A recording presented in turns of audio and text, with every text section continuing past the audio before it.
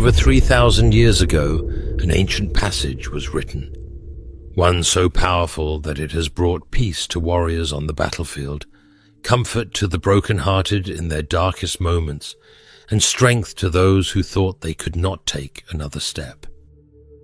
These words have been whispered in the silence of suffering and proclaimed in the triumph of victory. They have been carried through generations, offering hope when all seemed lost. But what if I told you that hidden within these verses is a divine key to healing, one that can restore your mind, renew your body, and uplift your soul instantly? Would you believe me? Maybe right now you're feeling weary. Maybe life has pressed you down with burdens too heavy to carry. Maybe you've searched for answers, turning to self-help books, worldly wisdom, or quick fixes, only to realize that nothing truly satisfies. The world tells us that healing comes from within, that we can find peace by simply thinking positively or striving harder. But deep down, you know that something is still missing.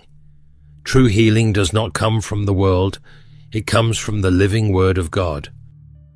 And this is no ordinary text. It is not just poetry or a collection of comforting phrases. No, this is a divine prescription, a sacred promise that has withstood the test of time. Hebrews 4 verse 12 declares, "For the Word of God is alive and active, sharper than any double-edged sword." His word cuts through doubt, fear, and despair, bringing healing in ways nothing else can. And today we are going to unlock this truth together. Because this passage, written over 3,000 years ago, is not just a set of words. It is a divine lifeline. And by the end of this message, you will see why Psalm 23 holds the power to heal your mind, body, and soul. Now that we understand the profound impact of this ancient passage, let's begin by unlocking its first and most powerful truth: the Lord is my shepherd. This is more than just a beautiful metaphor. It is a divine reality. And if we truly grasp what it means, it will change everything. In biblical times, a shepherd was not just a caretaker. He was the very life source of his sheep. Sheep are completely dependent on their shepherd for food, water, protection, and guidance. They cannot survive on their own. Left to wander, they get lost. Left unguarded, they are defenseless against predators. Without their shepherd, they are vulnerable, weak, and exposed. Yet under his care, they thrive. They walk in safety. They rest in peace. And so it is with us. Psalm 23 verse 1 declares, "The Lord is my shepherd, I shall not want." But how often do we truly live as though this is true? How often do we say we trust God yet try to carry our burdens alone? How often do we proclaim that He is our guide, yet insist on making our own path? We struggle, we strive, we search for answers in our own strength, all the while forgetting that the Good Shepherd is right there, waiting for us to surrender. Jesus himself tells us in John 10 verse 11, "I am the Good Shepherd. The Good Shepherd lays down his life for the sheep." Do you realize what this means? The one who formed the heavens and the earth, the one who spoke the universe into existence, is also the one who lays down his very life for you. He is not distant. He is not indifferent. He is deeply, intimately invested in your well-being. He knows your fears, your struggles, your silent prayers, and he is calling you to trust him. True healing begins when we stop trying to be our own shepherds, when we stop relying on our own strength, our own wisdom, and our own plans. Healing begins when we acknowledge that we need the shepherd, that we were never meant to carry the weight of life alone, that we don't have to fight our battles by ourselves. Isaiah 40 verse 11 gives us this promise. He tends his flock like a shepherd. He gathers the lambs in his arms and carries them close to his heart. That is where you belong, close to his heart. If you've been feeling lost, if you've been struggling under the weight of worry, if you've been carrying burdens that seem too heavy to bear, I want you to hear this. You are not alone. You have a shepherd who never abandons his sheep. He leads you beside still waters. He restores your soul. And when you surrender to his care, your burdens lift, your anxiety fades, and true healing begins. Right now, I want you to take a deep breath and ask yourself, have I truly allowed the Lord to be my shepherd? Have I fully trusted him to guide me, to provide for me, to heal me? If not, today is the day. Today is the moment to let go and follow him completely. Because when the Lord is your shepherd, you lack nothing. When the Lord is our shepherd, he does not lead us into chaos or confusion.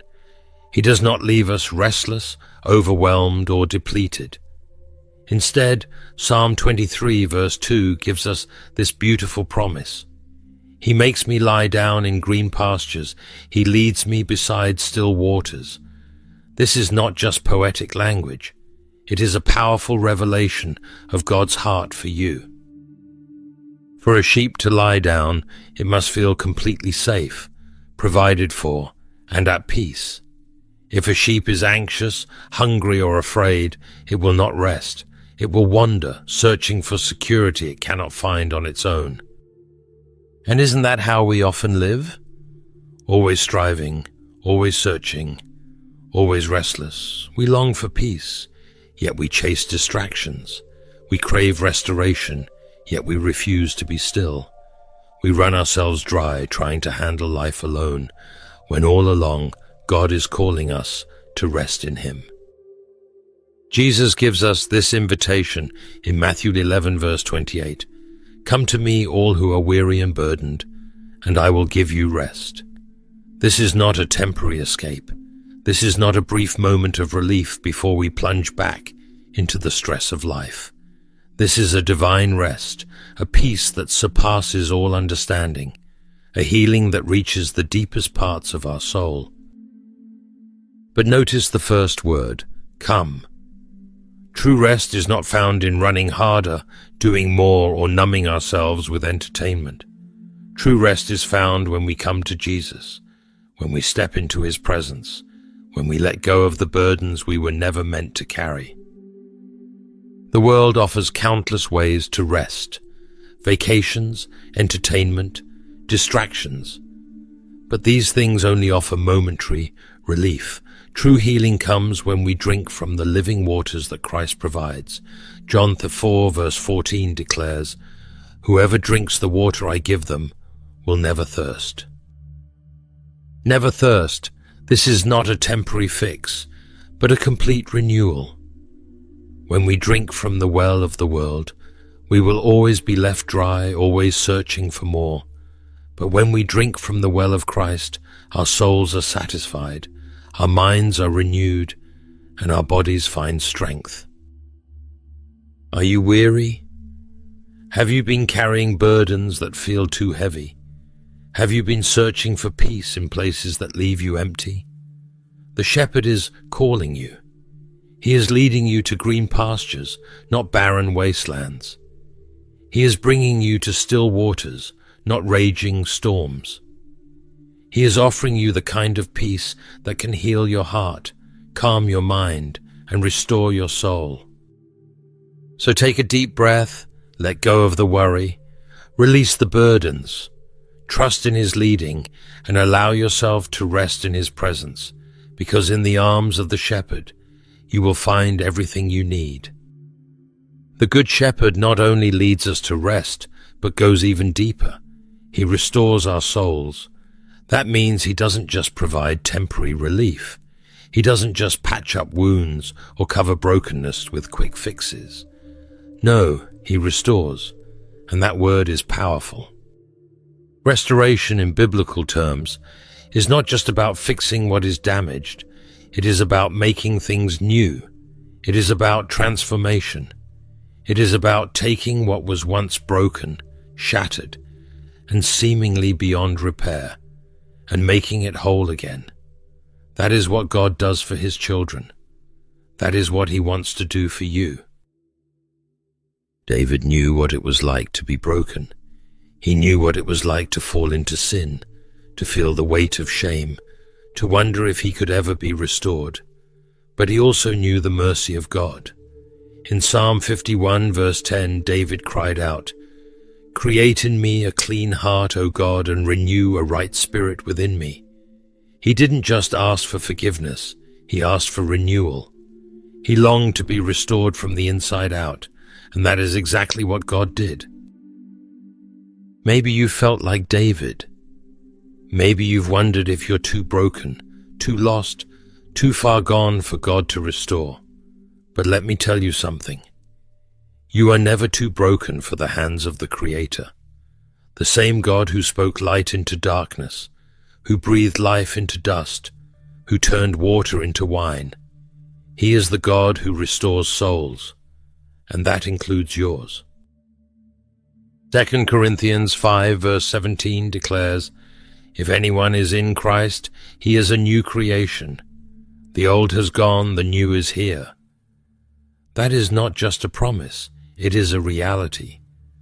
When God restores, he doesn't just repair the old, he makes you brand new. Your past does not define you. Your failures do not define you. Your wounds do not define you. Christ does. And in him there is healing, renewal, and restoration beyond what you could ever imagine. I don't know what burdens you've been carrying. I don't know what heartbreak, what regret, what pain has made you feel unworthy of restoration. But what I do know is this: God restores what is broken. He redeems what seems lost. He breathes life into what seems dead. No matter how far you've fallen, no matter how shattered your soul may feel, the Shepherd has not abandoned you. So let go of the lie that says you are beyond repair. Release the fear that tells you restoration is for others, but not for you. The Shepherd is here, and he restores your soul. He does not leave his sheep broken. He makes them whole. And today, that healing, that restoration, that renewal, it is yours to receive. Will you let him restore you? Will you open your heart and allow him to make you new? Because when he restores, he does it completely. There is no life without valleys. There is no journey without moments of struggle. There are seasons when the path grows dim, when the weight of sorrow feels unbearable, and when the shadows stretch long before us. But here's what I want you to hear today. You are not walking through the valley alone. Psalm 23 verse 4 declares, "Even though I walk through the valley of the shadow of death, I will fear no evil, for you are with me." Do you hear that? David didn't say, "If I walk through the valley," he said, "When." The valley is part of the journey. But here's the promise.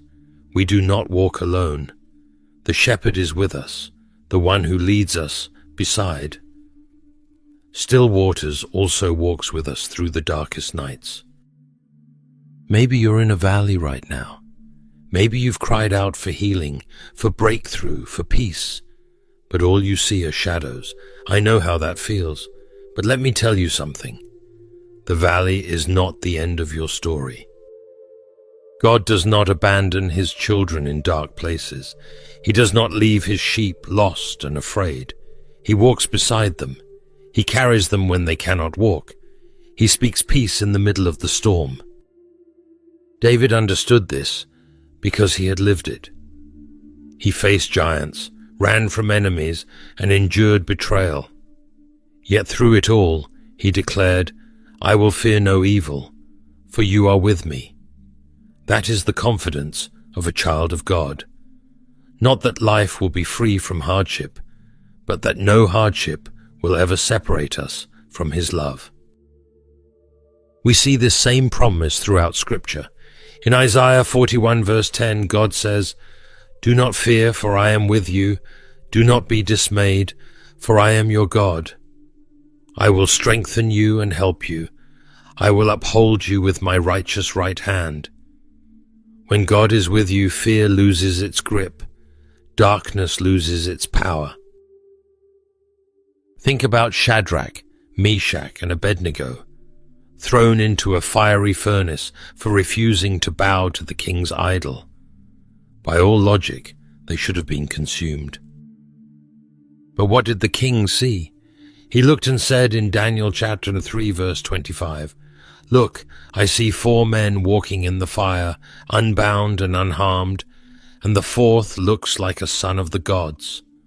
The fire was real, the threat was real, but so was the presence of God. They were not alone, and neither are you. Maybe right now you feel like you're walking through fire. Maybe the valley seems endless. But hear me when I say this, your healing is happening even here. Because valleys are not dead ends. They are places where faith is strengthened, where testimonies are born, and where the presence of God becomes undeniable. So do not be afraid. Do not believe the lie that God has left you. He is walking with you. He is carrying you. And on the other side of this valley, you will see His glory in ways you never imagined. Your healing is already in motion. Keep walking, the shepherd is leading you through. When God restores, He does not restore halfway. When He blesses, He does not give just enough to survive. He overflows. The life He gives is not one of scarcity, but of abundance. David declares in Psalm 23, verse 5, "You prepare a table before me in the presence of my enemies. You anoint my head with oil. My cup overflows." Do you see the power in those words? This is not a picture of barely getting by. This is not survival. This is a feast. This is abundance.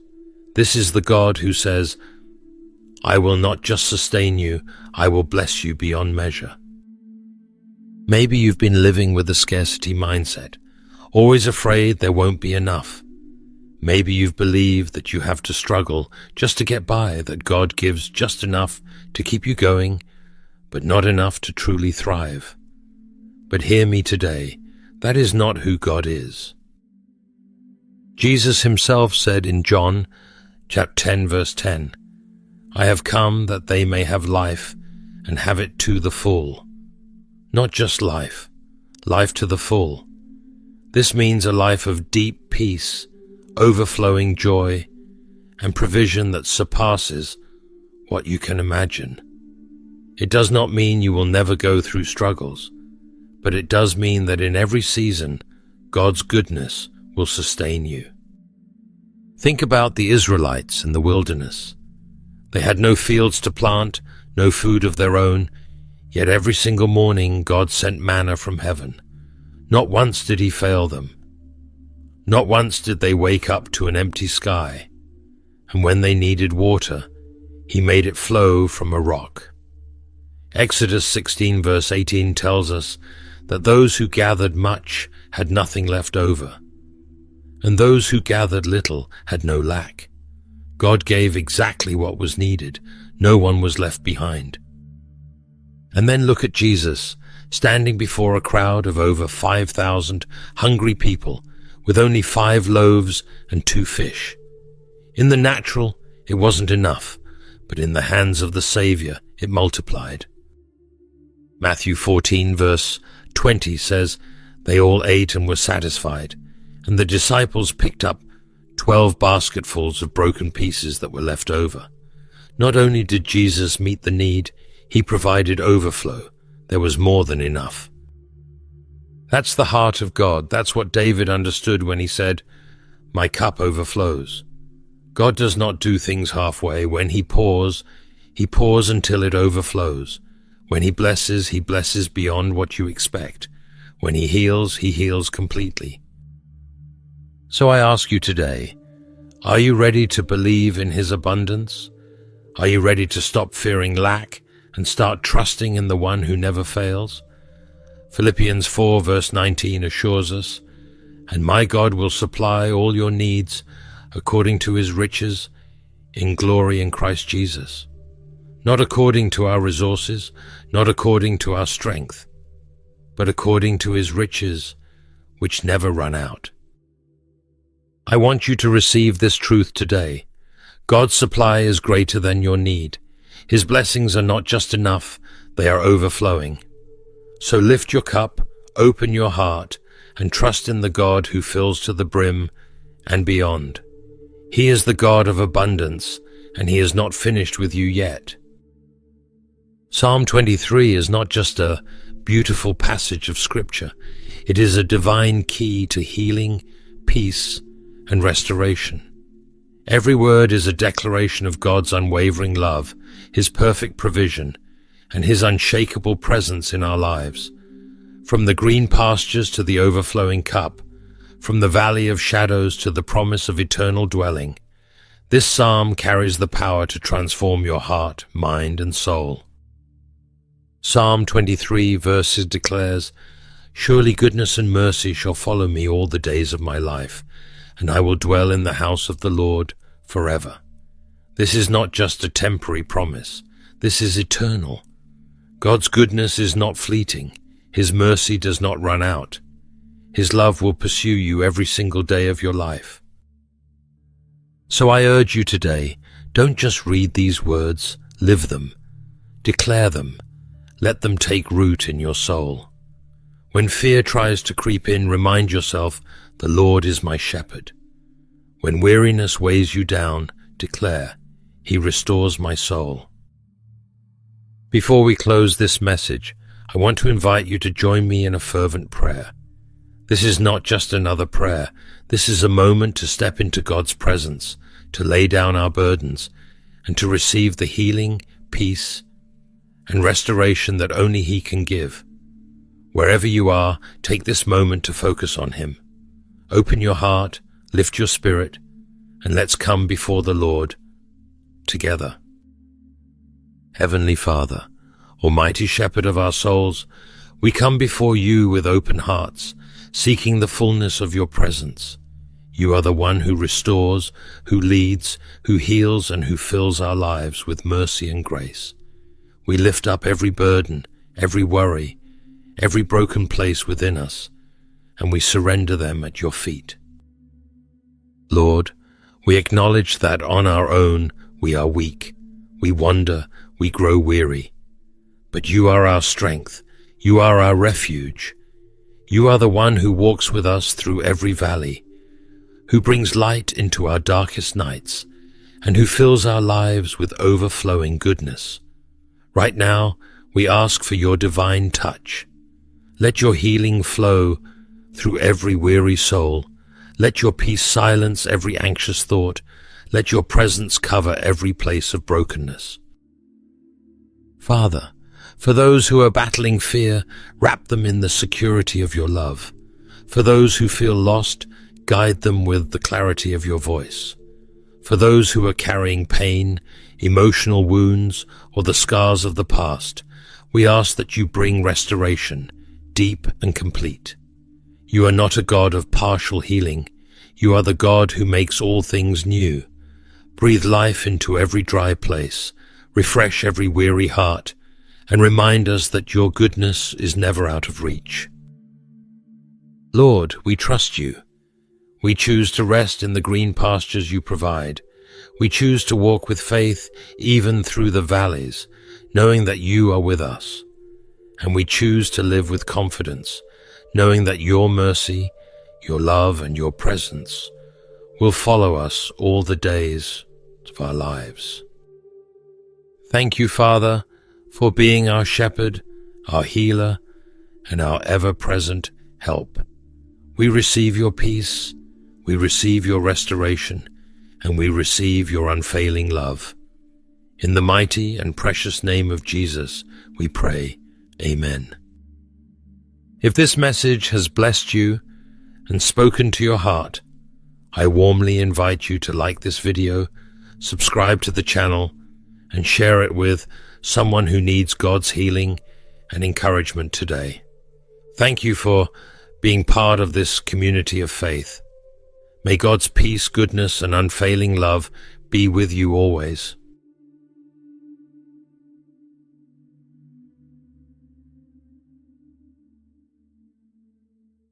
Ladies and gentlemen, there comes a time in every life where the walls of perception must come down.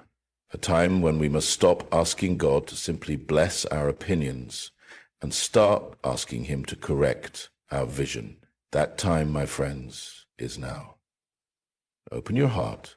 God is revealing the truth about them to you. Understand this first.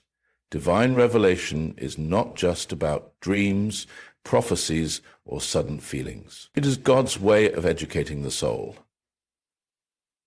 When your heart is open, when your spirit is teachable, God can begin to remove the blindfolds that sentiment, familiarity, or emotion may have placed over your eyes. Let me make this plain.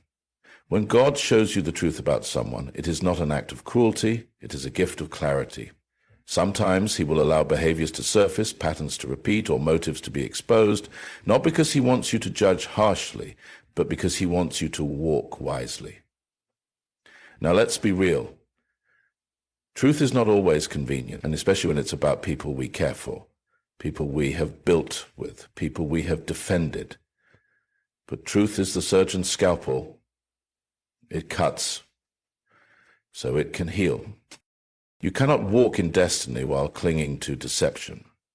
And God, in His mercy, will interrupt your ignorance with revelation. When God shows you the truth about them, He may also be inviting you to reflect on the truth about you. Why did you tolerate that behavior? Why did you overlook those signs? Why did you silence the red flags in your spirit? When God reveals, He is not just exposing others, He is educating you. So I urge you today, open your heart, not your assumptions, not your fears, not your preferences, but your heart. Because the heart is the classroom of the Spirit. When your heart is open, God becomes your teacher, truth becomes your lesson, and wisdom becomes your reward. May you not ignore what heaven is unveiling. May you have the courage to respond, the humility to adjust, and the discernment to move forward. Spiritual discernment is not a skill reserved for the spiritually elite, nor is it an optional gift in the life of the believer. It is essential. Yet discernment does not begin in the mind, it begins in the heart. An open heart is the gateway to divine insight. When the heart is cluttered with suspicion, bitterness, pride, or fear, it cannot properly receive or interpret what God is revealing. The heart must be prepared to hear from God without distortion, manipulation, or self-interest. Many people confuse spiritual discernment with human intuition or suspicion. They believe that just because they feel something is off, it must be a revelation. But true discernment is not birthed out of emotion. It is born from communion with God. It is not about being hyper-vigilant or skeptical toward others. It is about being deeply sensitive to the voice and movement of the Holy Spirit. An open heart is not a weak heart. It is a discerning heart. It is a heart that has been softened through worship, refined through obedience, and purified through surrender. When the heart is open to God, it becomes less dependent on external signs and more tuned to internal confirmation. God doesn't only speak through circumstances, He speaks through clarity in the Spirit. But if the heart has closed off, God's whispers can be mistaken for our own thoughts, and His warnings can be dismissed as paranoia. We must also understand that discernment is not the same as judgment. Judgment is focused on condemnation. Discernment is focused on navigation. God gives us discernment not to punish others in our minds, but to protect ourselves in His plan. There are relationships, partnerships, and environments that look good on the outside, but are spiritually dangerous. Without an open heart, we may miss the cues God is sending us. We'll keep trying to analyze people based on appearances, patterns, or past performance, while God is saying, I'm trying to show you what they are carrying in the Spirit. When the heart is open, it is humble, and humility is the foundation of discernment. A proud heart filters information through ego, but a humble heart filters through truth. That's why Scripture tells us, trust in the Lord with all your heart, and lean not on your own understanding. Your logic, your emotion, your preference may point in one direction, but the Spirit of God may be revealing another. If your heart is not open, you will resist what God is revealing because it doesn't align with what you hoped or expected. To truly discern, we must also be free from the need for validation. If we are still looking for people's approval, we will silence the discernment God gives us to maintain the connection. That's how many fall into prolonged spiritual entanglements, not because God didn't reveal the truth, but because they ignored it in the name of peace, loyalty, or sentiment. An open heart listens to God even when it's inconvenient. An open heart says, Lord, I want your truth more than I want my comfort. Spiritual discernment is not just about protecting your present. It's about preserving your future. The enemy often enters through the door we refuse to close because our hearts were not open to instruction. God will sometimes show you a glimpse, a nudge, a repeated pattern, or a divine discomfort. Don't dismiss it. When your heart is open, you don't need all the details, you just need the direction. In the end, discernment is not about being cautious of people, it's about being aligned with God. When your heart is truly open to Him, He will show you what you need to see when you need to see it, and how to respond in a way that honors Him. One of the greatest misunderstandings in spiritual life is the assumption that divine revelation will always bring peace to the emotions. In truth, what God reveals often disrupts our comfort before it delivers clarity. Revelation is not designed to soothe our preferences. It is designed to serve our purpose. When God begins to show you the truth about people's situations or environments, it may not feel good, but it is always necessary for your growth, your protection, and your obedience. We must remember, God does not reveal for entertainment. He reveals for alignment. His revelation always has purpose attached. There are times when you've been praying for direction, clarity, or discernment, and God answers not by changing the environment, but by showing you the reality of who is around you. The revelation comes, but it doesn't come wrapped in comfort. It may come as disappointment. It may come as heartbreak. It may even come as betrayal. But within that discomfort is the very answer you prayed for. Too often we equate peace with comfort. We assume that anything uncomfortable must not be from God, but that's not always true. Peace is not the absence of discomfort. It is the presence of God's direction. Sometimes God will disturb your emotions to deliver you from deception.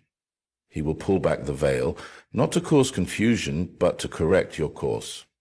Think of biblical examples. When Jesus revealed to the disciples that one of them would betray him, it was not a comforting moment, but it was a necessary one.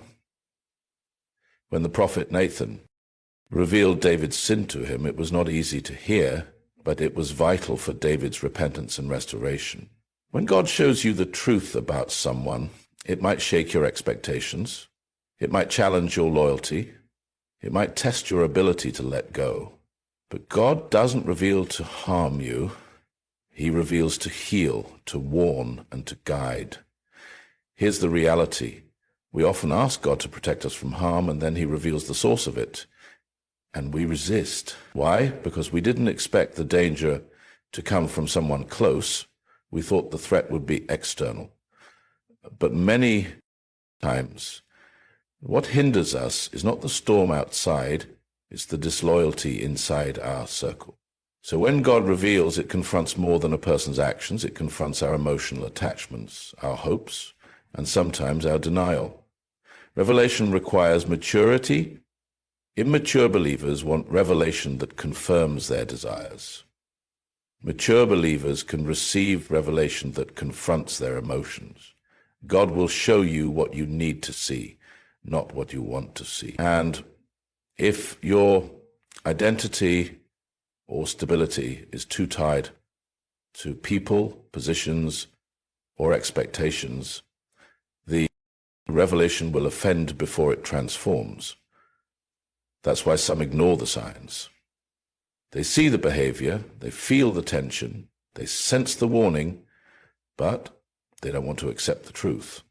And so they call the discernment negativity, the warning overthinking, and the revelation just a bad day, but deep down they know. And here's the danger. When you resist revelation long enough, you don't just miss a truth, you delay your transformation. The pain of revelation is temporary, but the pain of ignoring it can be lifelong. God will never reveal something to you without purpose, whether it's to reposition, to protect, to release, or to prepare. You must trust that what he shows you is a step towards something better, even if it doesn't feel better right away. We are called to be people of truth, not people of comfort. And truth, by nature, disrupts what is false. It challenges illusions. It exposes motives. It removes masks. And yes, it may make you cry before it sets you free, but freedom always follows revelation. When God begins to reveal the truth about others, it's easy to place all focus on what they did, who they are, or what they represent. But often, embedded within that revelation is a message for us. The truth about them is not just for observation, it's also for reflection. God does not waste insight. When he exposes something in someone else, it's often because there is something he wants to address, adjust, or awaken in you. Think about it this way. Revelation is a mirror as much as it is a window. While you may be looking through the situation to see someone clearly, God is using that same moment to help you see yourself more honestly.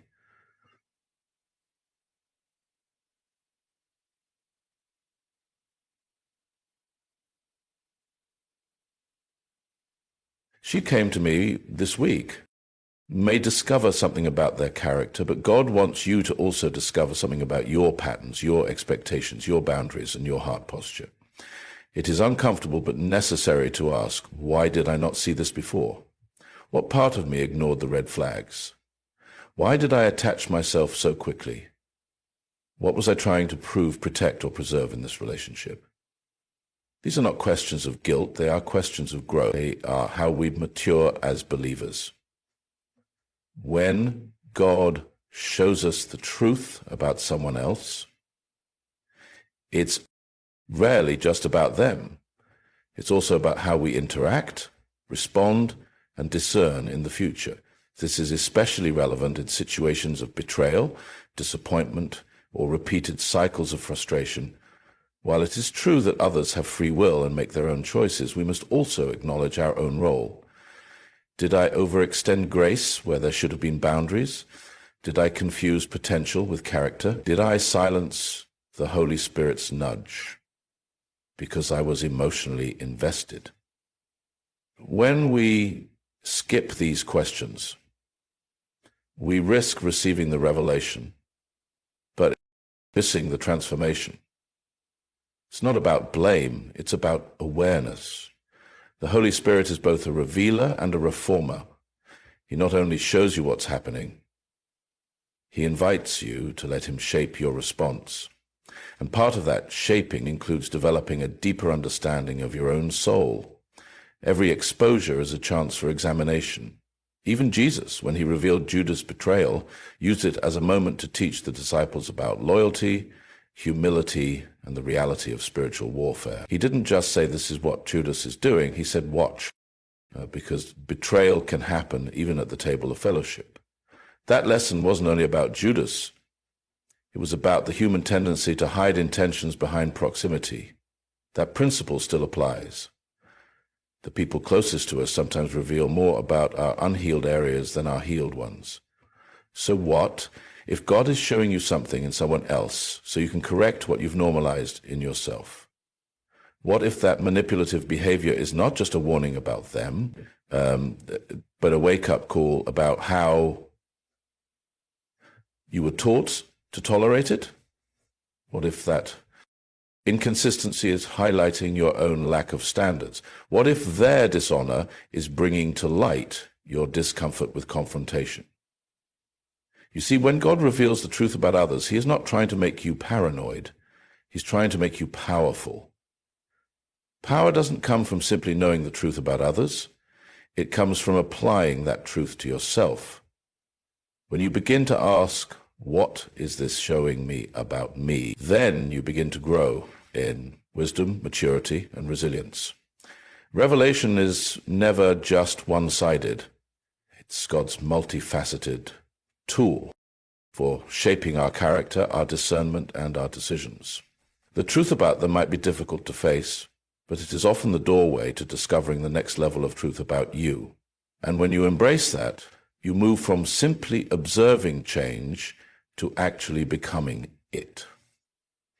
Revelation by itself is not the breakthrough, obedience is. When God reveals something to you, he is not just giving you information, he is inviting you into alignment. The power of revelation is not found in the seeing, but in the responding. You can be spiritually aware and still spiritually stagnant if you fail to act on what God has shown you. Many people think that because God gave them insight, change is automatic. But insight is only the seed. Obedience is what brings the harvest. Revelation can warn you, teach you, or open your eyes, but unless you are willing to move in accordance with that revelation, you remain vulnerable to the very thing God was trying to protect you from. The Bible is filled with examples of people who received clear revelation, but it was their response that determined the outcome. Lot was warned by angels to flee Sodom, but his wife looked back in disobedience and paid the price. Saul was given divine instruction on how to handle the Amalekites, but he partially obeyed and lost his kingdom. The revelation was real, the warning was clear, but disobedience weakened its power. This is where many struggle. They receive the truth about a person, a relationship, or an environment, but instead of responding with conviction, they respond with hesitation. They delay action. They justify staying. They minimize what God showed them. And in doing so, they turn revelation into regret. God doesn't show you something to feed your curiosity. He shows you because a decision must be made. Sometimes we ask God to speak, and when he does, we treat it like a suggestion instead of a command. We pray, Lord, show me the truth, and then try to negotiate with it once it arrives. The truth that is negotiated loses its power to transform. When God opens your eyes, you must open your will, because delayed obedience is often disobedience in disguise. This obedience is not always dramatic. It may be quiet. It may be internal, but it is firm. It may mean setting a boundary, ending a connection, changing a routine, withdrawing from an agreement, or simply adjusting your expectations. The revelation tells you what's real. The obedience determines what happens next. And let us be clear, obedience may come with emotional cost. You might feel loss, confusion, or loneliness. But feelings are not facts, and your emotions, while real, cannot be the compass. The Spirit of God does not lead based on comfort. He leads based on purpose. There will be moments when your heart wants to stay, but God says go. Moments when you want to believe the best, but God says, believe what I've already shown you. In those moments, the strength of your obedience will determine whether you remain bound or move forward. Also remember, obedience creates spiritual momentum. When you respond rightly to one revelation, God can trust you with more. But when you ignore what he's shown, you risk spiritual deafness. The more you resist his voice, the quieter it becomes, not because he stopped speaking, but because your disobedience dulls your ability to hear. Revelation must be stewarded. What you do with it determines whether it builds or breaks your future. Revelation is an invitation to shift, a divine alert that something must be addressed. but it is not the end of the process. It's the beginning. The real power is unlocked when your response matches God's intention, when your action aligns with what heaven has made clear. You step out of danger and into destiny. So ask yourself, what has God shown me that I have yet to act on? What truth am I sitting on? Wasn't going to change without my involvement? Truth is not meant to, it's meant to send you. Revelation is light, but obedience is movement. And it's only when you move in that light that you walk in freedom. Let us remember, when God begins to reveal the truth about others, it is never random. It is always redemptive. He does not expose to embarrass, he exposes to equip. He is not trying to turn your heart against people, he is trying to align your heart with his purpose. We've learned that discernment requires an open heart, not one driven by heart when God speaks. Don't delay when God reveals. Don't dismiss what heaven is trying to show you. Every time God opens your eyes, it's a signal that something in your journey is ready to shift. Whether that shift is relational, emotional, or spiritual, your next level is often one act of obedience away. Open your heart. Let God show you what you need to see, and have the courage to not only receive the truth, but to respond to it.